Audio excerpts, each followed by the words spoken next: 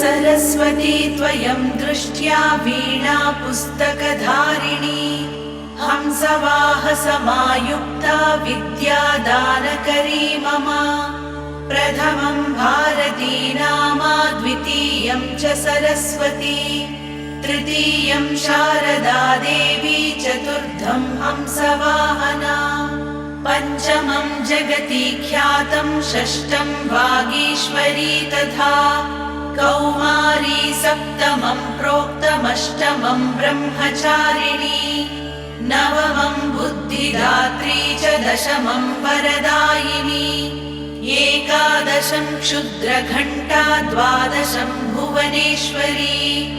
ब्राह्मी द्वादश नामानि त्रिसन्ध्यं यः पठेन्नरः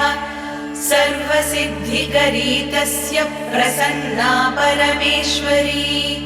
सा मे वसतु जिह्वाग्रे ब्रह्मरूपा सरस्वती।